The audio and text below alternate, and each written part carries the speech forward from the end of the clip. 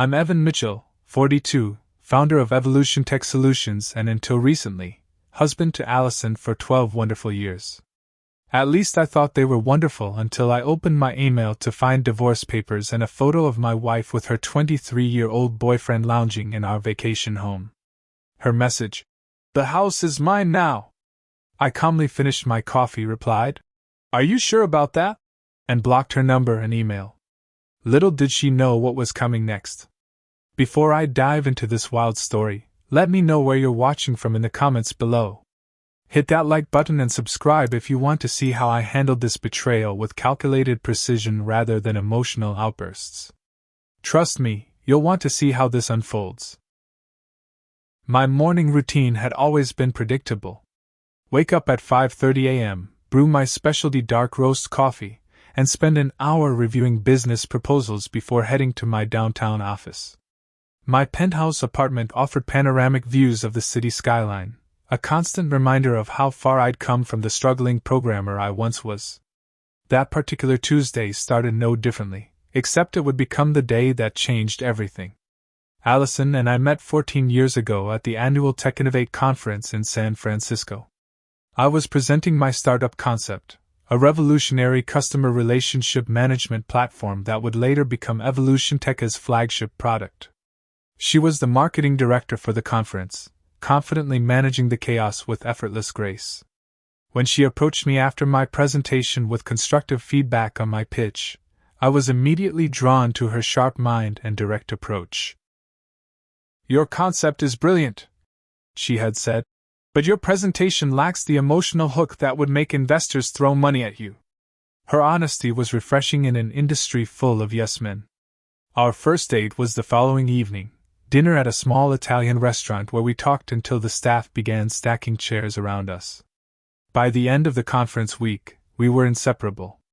6 months later, I proposed on a hot air balloon ride over Napa Valley. The wedding followed soon after, intimate but elegant, just like Allison had wanted. The early years were everything I could have hoped for. As Evolution Tech grew from a promising startup to a recognized industry player, Allison supported me through the sleepless nights and celebration dinners alike. She eventually left her job to head our marketing department, and her strategies helped triple our client base in just 2 years. We were partners in every sense, building our empire together, supporting each other's dreams, creating what I thought was an unbreakable bond. On our 5th anniversary, I surprised her with the vacation home in Aspen. It was a stunning property, 5 bedrooms, floor-to-ceiling windows overlooking the mountains, and a hot tub on the deck where we spent countless evenings watching the stars. Allison had cried when I carried her over the threshold. "This is perfect, Evan. Our own little paradise." What she never knew about the property was crucial. I had purchased it solely in my name through one of my separate business entities, advised by my attorney who insisted on protecting my assets despite my protests that such precautions were unnecessary with Allison. "Just standard procedure," Diana had assured me. I never imagined her foresight would one day prove so valuable. The subtle changes in Allison began about 6 months ago. It started with small things. She began dyeing the first strands of gray in her chestnut hair, invested in expensive skincare regimens, and doubled her gym time. I supported these changes, assuming they were normal responses to approaching 40. Then came the work trips, that increased in frequency but decreased in details shared. Her phone became a closely guarded possession, always facing down when not in her hand. Late nights at the office became the norm rather than the exception.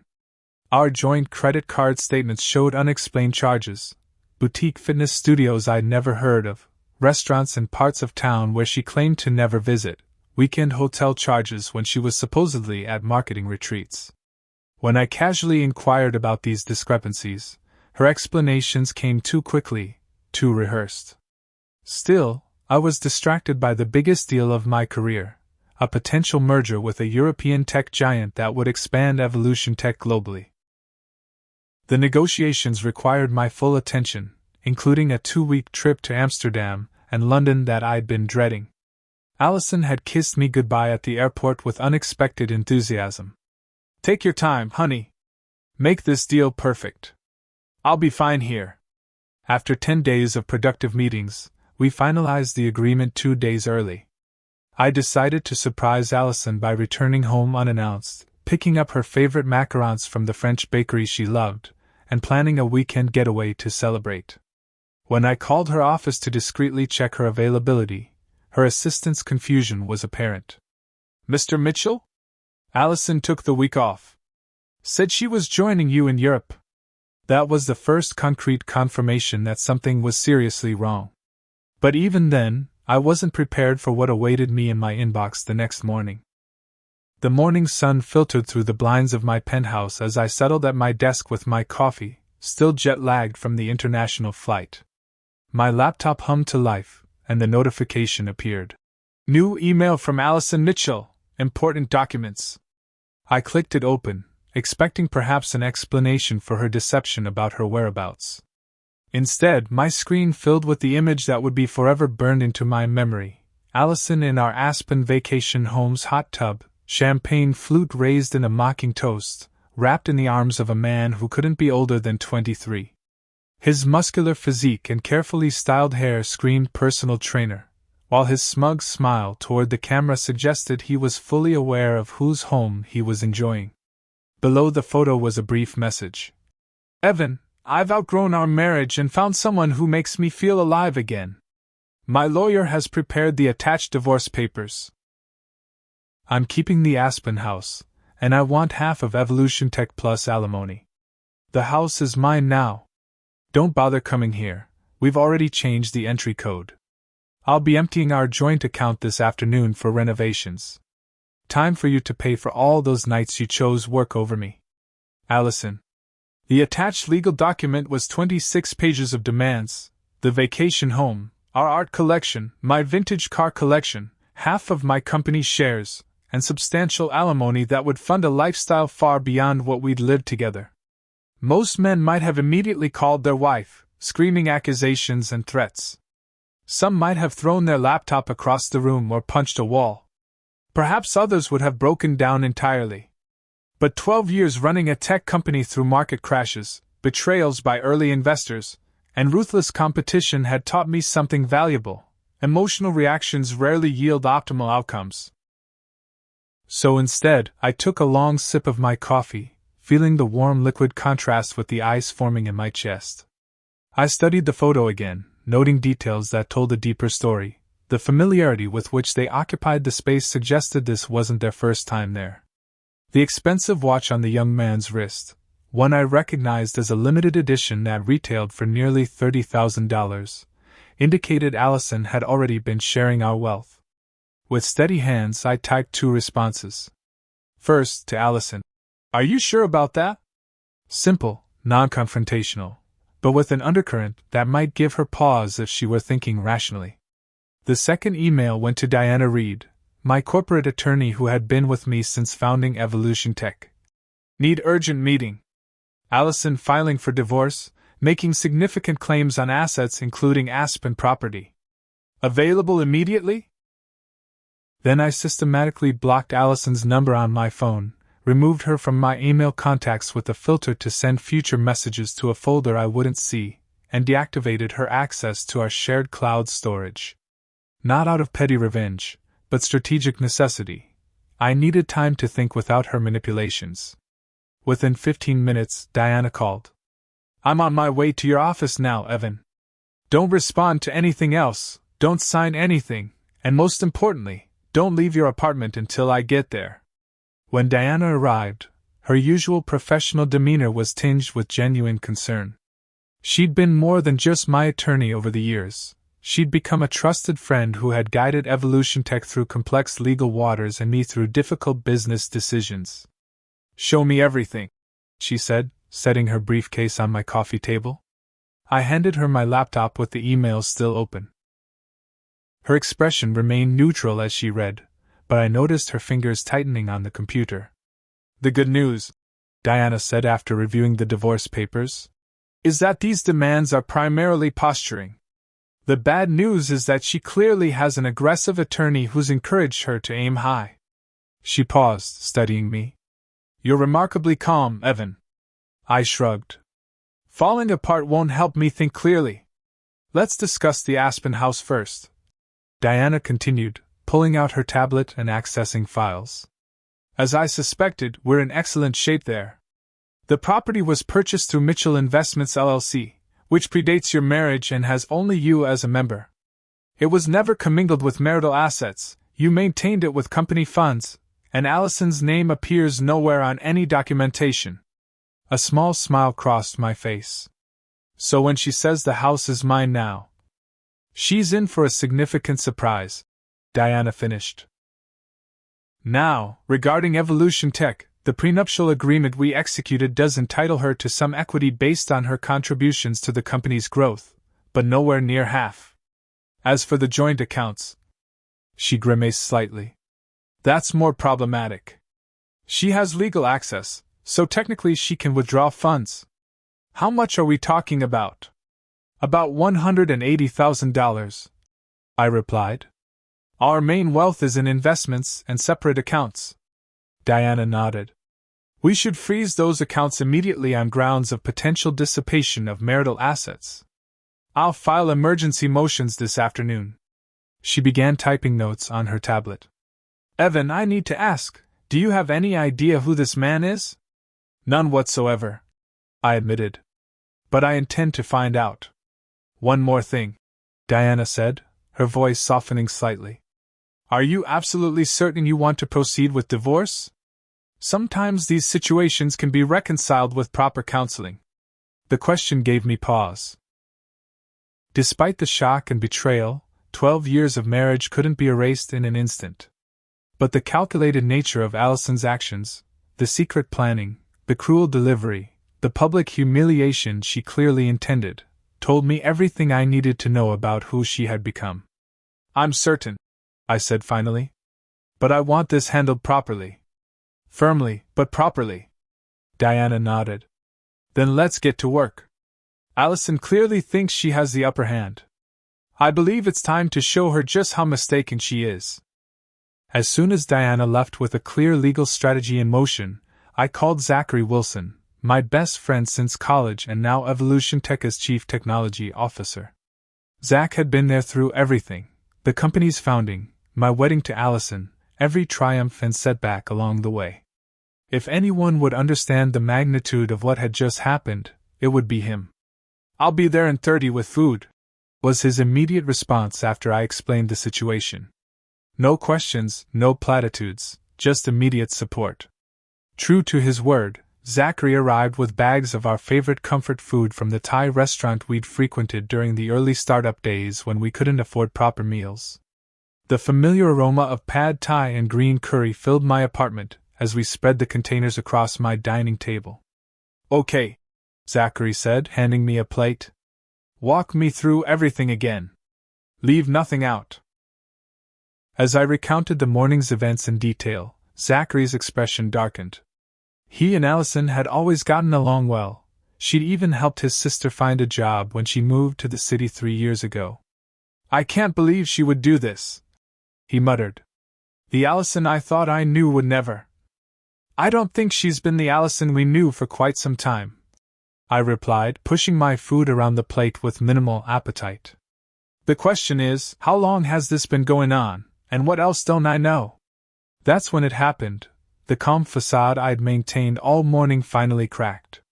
The fork clattered from my hand onto the hardwood floor, and suddenly I was struggling to breathe properly. 12 years of shared dreams, inside jokes, holiday traditions, and intertwined lives hit me all at once. She was my whole world, Zach. I managed, my voice barely audible. I gave her everything. Zachary moved quickly to my side, his hand firm on my shoulder. I know, man. I know. For several minutes he said nothing more, just remained present while I processed the emotional tsunami that had been building since opening that email. When I finally straightened up, wiping my face with a napkin, Zachary nodded approvingly. You needed that. Now let's figure out exactly what we're dealing with. We moved to my home office, where I pulled up our financial records. What we discovered was more disturbing than I'd anticipated. For the past 7 months, Allison had been systematically transferring small amounts, never more than $5,000 at a time, from our joint business expense account to a separate account I'd never seen before. The total now approached $120,000. She's been planning this for months. Zachary whispered, his face pale. Look at the pattern. It accelerated right around the time you started working on the European merger. Further investigation revealed Allison had updated her personal contact information on several accounts, removing my email as a secondary contact. She'd also been researching divorce attorneys as far back as 8 months ago, based on her search history on our shared laptop, which she'd apparently forgotten to clear. I need to protect the company, I said firmly. Whatever happens between Allison and me personally, I can't let this threaten everything our team has built. Zachary nodded. I'll contact IT immediately to revoke her access credentials to all systems. We'll need to issue a statement to the team soon. You know how quickly gossip spreads. As we were outlining next steps, my phone rang with an unfamiliar number. Against my better judgment, I answered.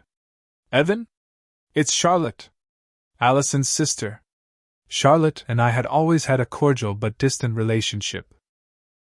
Allison had often complained that her younger sister was the family favorite despite her irresponsible lifestyle, which as far as I could tell merely meant pursuing a teaching career instead of a high-paying corporate job. Charlotte, I said cautiously, this is unexpected. I know about the divorce, she said immediately. And I know what Allison is trying to do to you. Can we meet? There are things you need to know. An hour later, Charlotte sat across from me in a quiet corner of a coffee shop several blocks from my apartment. Her resemblance to Allison was striking, though her expression carried a warmth her sisters had increasingly lacked. First, she began, I want you to know I think what she's doing is wrong. Allison has changed in ways that worry our whole family. When did you find out about the boyfriend? I asked directly. Charlotte sighed. Tyler Brooks. He's a personal trainer at her new gym. About 3 months ago, she brought him to our parents' anniversary dinner, introducing him as her wellness coach and friend. The way they looked at each other, it was obvious to everyone except our parents, who just thought she was being supportive of small businesses. She reached into her bag and pulled out a folder. But that's not why I'm here. Last week, Allison asked me to store some of her important documents at my place. She said you were becoming controlling and she didn't feel her things were safe. I thought it was strange since you've always been nothing but kind, but I agreed to help. Charlotte pushed the folder toward me. Yesterday, curiosity got the better of me. What I found made me sick. Inside were detailed notes about Evolution Tech's financial structure, annotated by an attorney with strategies for claiming maximum ownership during divorce proceedings. There were also printed emails between Allison and Tyler dating back 5 months, discussing their relationship and plans for after the divorce was finalized. There's more, Charlotte said quietly. Tyler has done this before.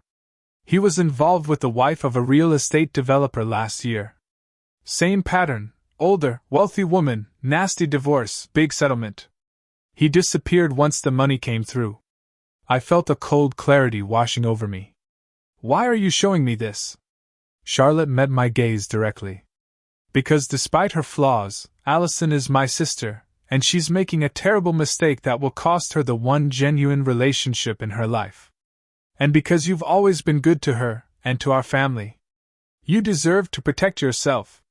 As Charlotte left, I called Diana immediately to share the new information. Her response was immediate. This changes everything. We're not just playing defense anymore. I could hear her typing rapidly. I'm contacting our security consultant to change all the locks and security systems at your properties. And Evan? Document everything. This is going to get worse before it gets better. She wasn't wrong. By the following morning, Allison had realized something was wrong. Unable to reach me directly, she began calling mutual friends, crafting a narrative of abandonment and emotional abuse. According to her, I had become cold and distant, forcing her to seek connection elsewhere. My blocking her was presented as the final controlling act that proved her claims. Vincent Ramirez, our longtime friend and occasional golf partner, called me around noon. "Evan, what the hell is going on? Allison's been calling Sophia in tears saying you've frozen her out of everything and threatened her." "Vincent, I haven't spoken to Allison since receiving divorce papers yesterday morning," I replied calmly. "Did she mention the papers? Or the boyfriend she photographed in our vacation home?" The silence on the other end told me everything. "No," he finally said. "She definitely left that part out." Similar calls came throughout the day as Allison systematically contacted our social circle. With each conversation, I maintained the same calm demeanor, correcting misinformation without malice, never disparaging Allison despite the temptation to do so. By evening, her strategy shifted to social media. A carefully crafted post appeared on her profiles, a contemplative selfie with the caption, "Sometimes the hardest decisions are necessary for growth. Closing one chapter to begin another. Please respect my privacy during this difficult transition." The comments filled with supportive messages from acquaintances who had no idea about the true circumstances, while notifications showed she had begun removing tagged photos of us together from her profile. She was systematically erasing our history while recasting herself as the victim. Diana called with more concerning news. "We've received notice that Allison has retained Patricia Hammond." Patricia was known in legal circles as the corporate widowmaker, a divorce attorney specializing in extracting maximum settlements from successful business owners. They've filed for emergency temporary orders to freeze all your assets pending divorce proceedings. "On what grounds?" I asked. "Alleged financial misconduct and abandonment," Diana replied, frustration evident in her voice. "It's a standard aggressive opening move from Hammond. We've already filed our counter-motion with evidence of Allison's fund transfers. The judge assigned to the case is Franklin, who's generally fair-minded. Hearing is set for Monday." Later that evening, my doorman called up. "Mr. Mitchell, your father is here to see you." I hadn't contacted my parents yet, wanting to have a clearer picture before involving them. Apparently, news traveled faster than I'd anticipated. Maxwell Mitchell had the same imposing presence at 68 that he'd had during my childhood. A retired mechanical engineer who had built and sold a successful manufacturing company, he taught me everything about business integrity and perseverance. Now he stood in my doorway, concern etched in his familiar features. "Your mother saw Allison's post," he said by way of explanation. "I figured you might need some company." We settled in the living room with glasses of the scotch he'd brought, an 18-year Macallan we'd shared on significant occasions since my 21st birthday. "Did I ever tell you about Dorothy Chambers?" he asked after his first sip. The name was unfamiliar. "No, who's that?" "The woman your grandfather left my mother for in 1969. He swirled the amber liquid thoughtfully. "I was about your age when it happened. Came home from college to find my mother sobbing at the kitchen table, clutching divorce papers. Dad had run off with his 29-year-old secretary, emptied their savings account, and bought a boat they named Freedom." I'd never heard this family story before. My grandfather had died before I was born, and the circumstances had never been discussed. "What happened?" I asked. "Mom fell apart at first. Understandable, they'd been married 26 years. But then something remarkable happened." He leaned forward. "She stopped crying, went back to school to finish the degree she'd abandoned to support him, and built a life that made her happier than she'd ever been with him.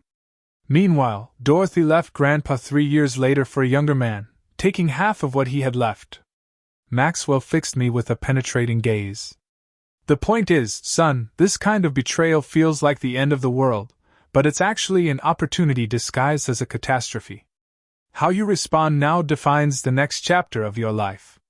His wisdom resonated deeply, providing perspective I desperately needed. We talked late into the night, not just about Allison, but about the company, my future plans, and what truly mattered beyond material success. The following morning brought another unexpected visitor, Vincent Parker, Allison's father. Unlike my own father's composed presence, Vincent appeared haggard and uncomfortable as we sat in my kitchen. I won't stay long, he began awkwardly. I just wanted to say, this isn't how Catherine and I raised our daughter. We're deeply ashamed of her behavior. You don't need to apologize for her, Vincent, I assured him. Allison makes her own choices. Nevertheless, he continued, we want you to know we don't condone what she's doing. This young man she's involved with, we met him once and knew immediately something wasn't right. Too polished, too practiced. He shook his head sadly. When I voiced concerns, Allison accused me of being judgmental and old-fashioned. Before leaving, Vincent hesitated. Whatever happens with the legal proceedings, Evan, you'll always be family to us. I hope you know that. His support was touching but highlighted the growing complications as personal and family relationships became entangled in the legal battle ahead.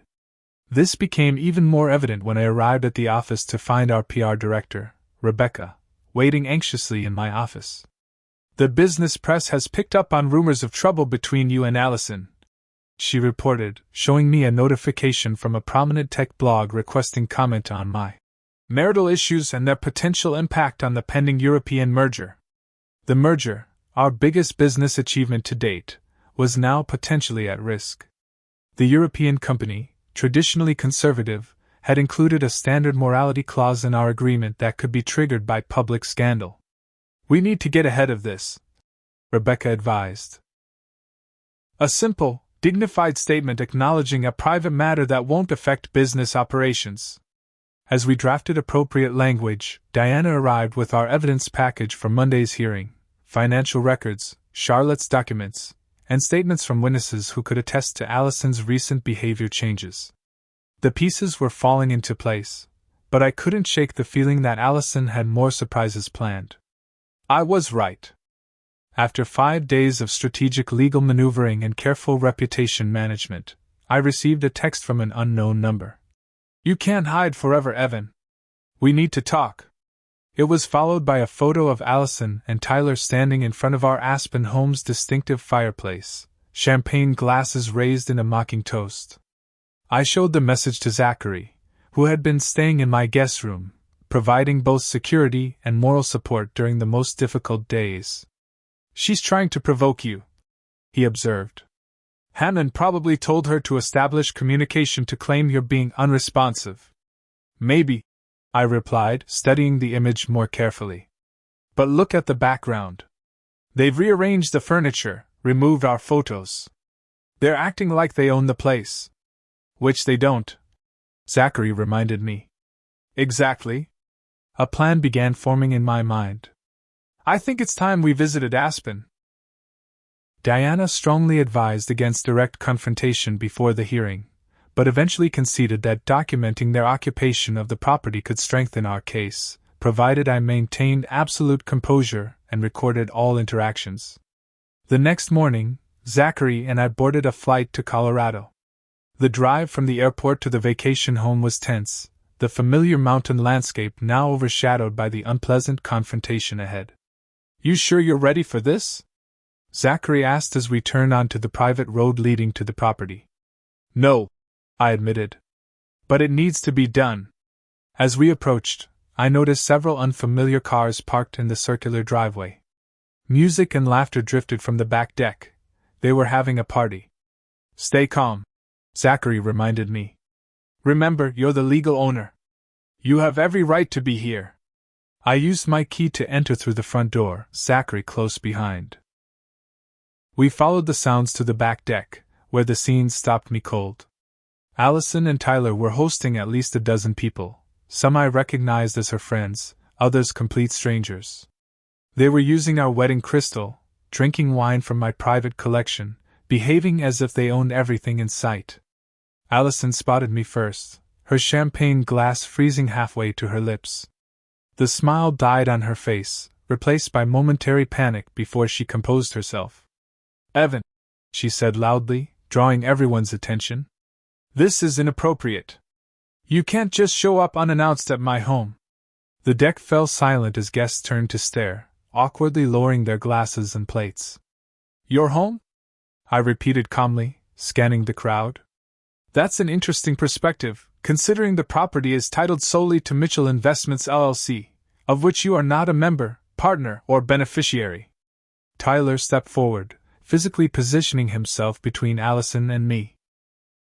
Up close, he was even younger than I'd estimated from the photos, barely out of college, with the overconfident bearing of someone who hadn't yet faced real consequences for his actions. "Look, man, you need to leave," he said, attempting an intimidating tone. "Allison doesn't want you here, and neither do her guests." Zachary moved slightly forward, his 6 feet 3 inches frame dwarfing Tyler's gym-built physique. "Actually," he said quietly, "as the property owner's invited guest, I believe I have more right to be here than anyone currently on this deck." "This is ridiculous," Allison interjected, her voice taking on the sharp edge I'd begun to notice in recent months. "Everyone knows this is our vacation home. We've spent holidays here for years." "The ownership documents disagree," I replied evenly.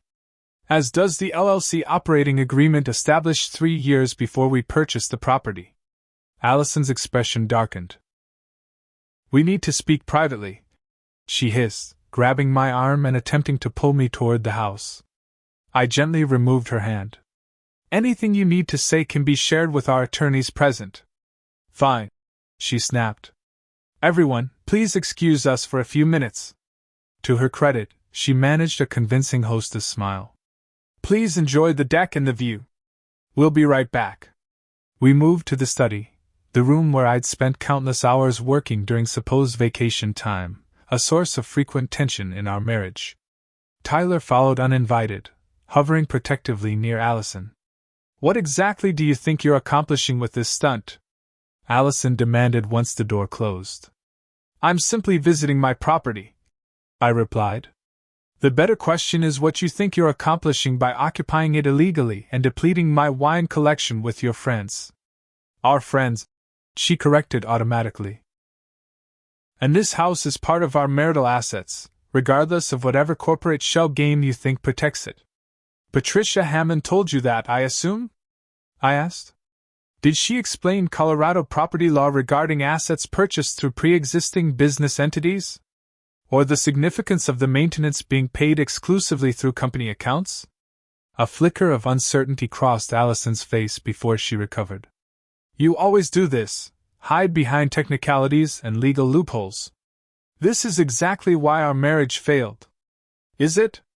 I asked quietly. "I thought it might have more to do with your affair with Tyler here, and your systematic plan to drain our accounts." "That's not fair," Tyler interjected. "Allison was lonely and neglected while you built your precious company. I was there for her when you weren't." I turned to him with genuine curiosity. "And the $30,000 watch on your wrist?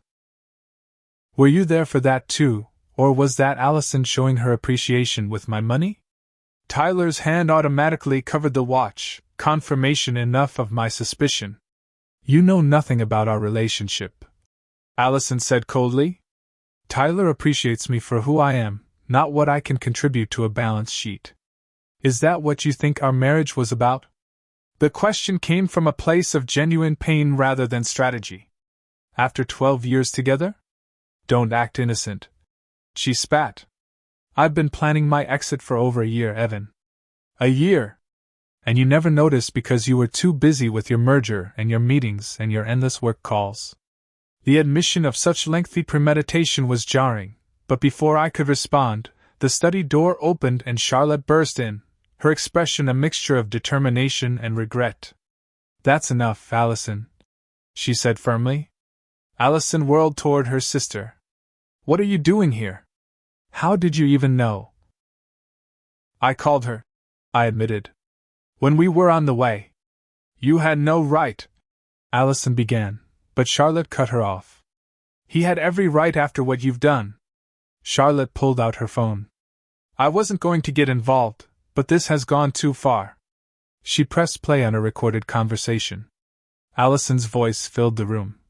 "Once the divorce is finalized, we'll have the house, half his company, and enough alimony to live exactly how we want. Tyler, baby, you won't have to work another day in your life unless you want to." Tyler's voice responded. "What if he fights it?" My last friend's husband got pretty nasty. He won't, Allison's recorded voice said confidently. Evan avoids conflict at all costs. He'll give me whatever I want to avoid public drama that might hurt his precious company. Besides, I've already transferred enough to our account to be comfortable if things get delayed. The recording continued for another minute, detailing more of their plans. When Charlotte finally stopped it, the room was deadly silent. Allison's face had drained of color. You recorded me? Your own sister? That's illegal. Actually, Charlotte replied calmly. Colorado is a one-party consent state for recordings. And you were in my apartment, remember? Planning how to destroy the life of a good man. Tyler had begun edging toward the door, his previous bravado evaporating. Allison, maybe we should talk about this later, he suggested, not meeting her eyes. Don't you dare leave, she hissed at him before turning back to me. This changes nothing, Evan. I'm still entitled to my fair share of everything we built together. I agree completely, I said, surprising her.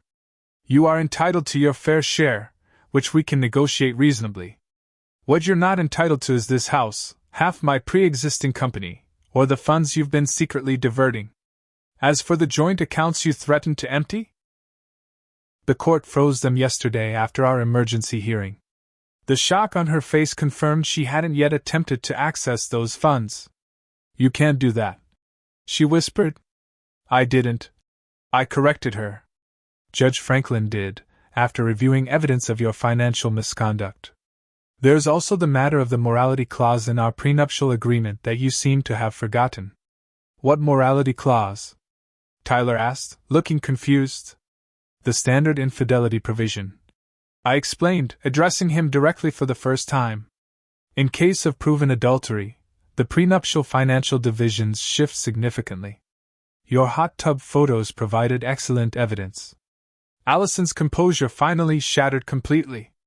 This is all Charlotte's fault, she cried, pointing at her sister. She's always been jealous of me, always wanted to see me fail.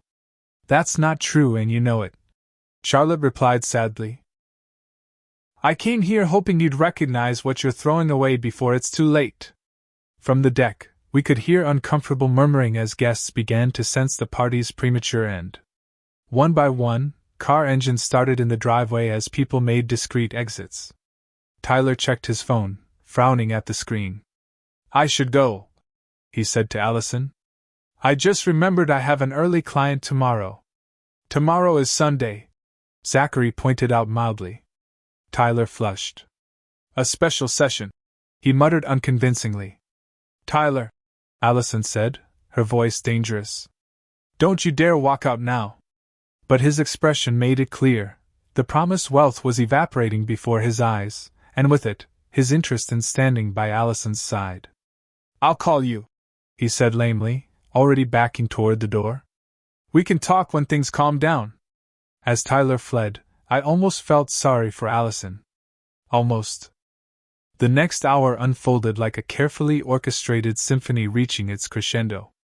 As Tyler made his hasty escape, Allison's remaining guests awkwardly gathered their belongings, murmuring embarrassed goodbyes. Charlotte stayed, positioning herself as a neutral witness to everything that followed. Let me be clear about where we stand, I said once we were alone in the great room, the afternoon sun casting long shadows across the space where we'd once shared so many happy moments. I have documentation of your secret account, including transfers totaling over $120,000 from our joint funds. Allison's posture stiffened. Business expenses, she claimed weakly. For a business I know nothing about? I countered, retrieving my tablet and opening a folder of evidence. Here are statements showing purchases at Tiffany's, Four Seasons hotel charges, and cash withdrawals that coincide with dates Tyler posted Instagram photos of new possessions. I swiped to the next document. And here's your lease application for an apartment in Denver, signed 3 months ago, using our joint funds for the deposit. Charlotte gasped softly, clearly unaware of this particular detail. You were investigating me? Allison accused, attempting to shift focus. No, I corrected. Diana requested financial discovery after your divorce filing, which is standard procedure. This was all obtained legally through official channels. Zachary, who had been quietly observing from the doorway, stepped forward. Evan, security is here. On cue, 2 professional security officers entered the house, accompanied by a local police officer. What is this? Allison demanded, her voice rising. Property Protection Service, I explained calmly. Since you've been using the house without authorization and bringing unknown individuals onto the premises, the LLC has hired security to inventory and protect its assets while we sort out the legal situation. The police officer stepped forward. Ma'am, I'm Officer Ramirez. I'm here to ensure the peace is kept while the property owner exercises his rights. I've reviewed the documentation, and legally this residence belongs to Mitchell Investments LLC. This is my home, Allison protested, tears forming. We've spent holidays here for years. All my personal items are here. You'll be permitted to collect your personal belongings, I assured her. Under supervision, and excluding any items purchased with company funds or listed in the household inventory maintained by the property management company. As if on cue, Diana called my cell phone. I put her on speaker. Evan, I've just received notice that Judge Franklin has granted our temporary restraining order regarding all property holdings pending further hearings. Is Ms. Mitchell still present at the Aspen location? Yes, she is, I confirmed. Along with her sister Charlotte Parker as a witness, 2 security professionals, and Officer Ramirez. Excellent, Diana replied. Officer Ramirez should have received the court order electronically by now. Ms. Mitchell is entitled to remove clothing and strictly personal effects, but nothing else from the property at this time. Allison's face contorted with fury. You planned this entire thing. This whole confrontation was a setup. No, I corrected her. This was an appropriate response to your actions. You chose to occupy property that wasn't yours, threatened to drain joint accounts, and announced the house is mine now without any legal basis. Every step I've taken has been reactive and within my legal rights. Officer Ramirez cleared his throat. Ma'am, I'll need to ask you to begin collecting your personal items now. I can only remain on scene for 1 hour. The reality of her situation finally seemed to register with Allison. The carefully constructed narrative of victimhood she'd created collapsed as she faced the consequences of her actions. For a brief moment, I glimpsed vulnerability beneath her anger, the woman I'd fallen in love with all those years ago, now trapped in a situation of her own making. Can I speak with Evan alone? She asked suddenly, her voice softer. Just for a few minutes? Charlotte looked alarmed. Allison, I don't think that's a good idea right now. It's okay, I assured everyone. We can talk in the kitchen. Officer Ramirez can stand at the doorway. Once we had relative privacy, Allison's demeanor changed dramatically. Gone was the entitled anger, replaced by a calculated charm I recognized from countless business dinners where she'd expertly won over reluctant clients. Evan, she began, her voice intimate and familiar. We've built too much together to let it end this way. We can still fix this. Fix what exactly? I asked. The affair? The secret financial transfers? The divorce papers you filed? Or the public humiliation you attempted to orchestrate? She reached for my hand, which I gently withdrew. People make mistakes, she said. Tyler was a distraction during a difficult time in our marriage. It wasn't serious. The recording Charlotte played suggests otherwise. Allison's eyes hardened briefly before softening again. I was just talking. You know how I exaggerate sometimes. Tyler means nothing to me. He was just there when I felt lonely and unappreciated. The manipulation was so transparent it was almost sad. Allison, I said gently, it's over. Not just our marriage, but this conversation. I'm not angry anymore, I'm just done. You can't be serious, she whispered, panic edging into her voice. What about the company? My position? My reputation? You'll receive a fair settlement based on your contributions to the company, I assured her. But your position was terminated yesterday by the board after they reviewed the evidence of funds you diverted to personal use. Her facade cracked completely. You turned them against me too? After everything I've done for Evolution Tech? The board made their own decision based on financial misconduct that violated your employment contract, I explained. It was actually Leonard who moved for immediate termination. You remember Leonard, who you insisted we hire as CFO despite my reservations? This final betrayal by her own ally seemed to break something in Allison. She sank into a kitchen chair, the fight draining from her. What am I supposed to do now? She asked, more to herself than to me. For a moment, I felt an echo of the care I'd once had for this woman. You're intelligent, talented, and capable, Allison. You'll rebuild, just not with what you've tried to take from me. As I turned to leave, she called after me. Tyler will come back once he calms down. He loves me. I paused in the doorway. For your sake, I hope that's true. But given his history with his previous benefactor, I wouldn't count on it. Her shocked expression confirmed what I suspected. She had no idea about Tyler's pattern with older, wealthy women. Charlotte must have kept that detail from her. By evening, the security team had completed their inventory. Allison had packed her personal belongings into her car, and the property was secured with new access codes and security protocols. As Zachary and I prepared to return to the city, Diana called with an update. Hammond reached out, she reported. They're suddenly interested in amicable negotiations rather than court proceedings. I think they've realized their position isn't as strong as they initially believed. What changed? I asked, though I had my suspicions. Hammond received copies of the financial evidence and Charlotte's recording, Diana explained.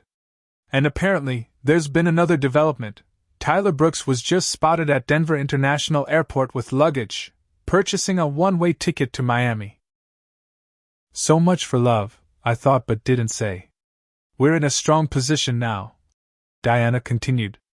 I recommend offering a reasonable but firm settlement that acknowledges her legitimate contributions without rewarding the misconduct. As I ended the call, I gazed around the vacation home that had been the site of so many memories, both wonderful and, now, painful. Despite everything, I felt a strange sense of peace. The truth had finally emerged, and with it, the power to move forward. 1 month later, I sat in Diana's office reviewing the final divorce settlement documents. The terms were fair. Allison received compensation for her actual contributions to Evolution Tech's growth, along with a reasonable division of our legitimately shared assets. The vacation home remained with Mitchell Investments LLC, while our city apartment was sold with proceeds divided according to the prenuptial agreement's formula. Hammond pushed hard on alimony, Diana noted, but backed down when we presented evidence of the financial misconduct. All things considered, this is a very reasonable outcome. Any news about Allison? I asked, surprising myself with the question. Diana's expression softened slightly. My sources say she's taken a marketing position with a startup in Chicago. Starting fresh, it seems. And Tyler? Last seen on social media posting beach photos from Miami, she replied. Alone. The dissolution of their relationship had been as swift as predicted. According to Charlotte, who had maintained sporadic contact, Tyler had texted Allison from the airport claiming he needed space to think, then blocked her number entirely. His social media now showed him pursuing a new target, the recently divorced wife of a Florida restaurant magnate. The European merger had proceeded despite the personal turmoil, with our new partners expressing admiration for how professionally the situation had been handled. Evolution Tech was now positioned for global expansion, with preliminary reports showing promising growth in overseas markets. That evening, Zachary and I met for dinner at our favorite steakhouse to celebrate the official end of what we had taken to calling the situation. To freedom, Zachary toasted, raising his glass of bourbon. And to lessons learned, I added, clinking my glass against his. Speaking of lessons, Zachary said after we had ordered, your father called me yesterday. Wanted to make sure you were actually moving forward, not just pretending to for everyone's benefit. I smiled at Maxwell's typical concern. Since our late-night conversation, he had appointed himself my unofficial recovery supervisor, checking in regularly with both me and those close to me. "What did you tell him?" "The truth," Zachary replied. "That you're handling this better than anyone could have expected. That you're focused on the future, not dwelling on the past." The observation was accurate. While the betrayal had been painful, it had also been clarifying, revealing strengths I hadn't known I possessed and weaknesses in my previous life that I'd been blind to. After dinner, I met Vincent Parker for coffee, a meeting he had requested somewhat nervously.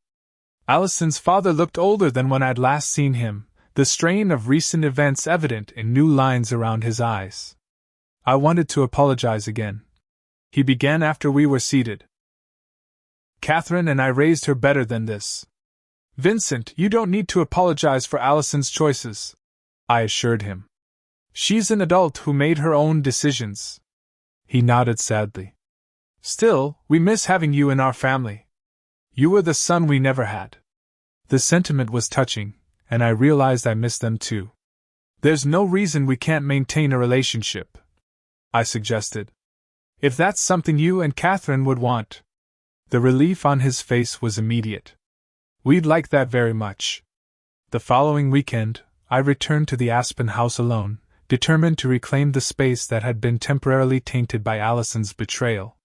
The property management company had overseen a thorough cleaning and some strategic redecorating, removing and replacing items that carried too many memories.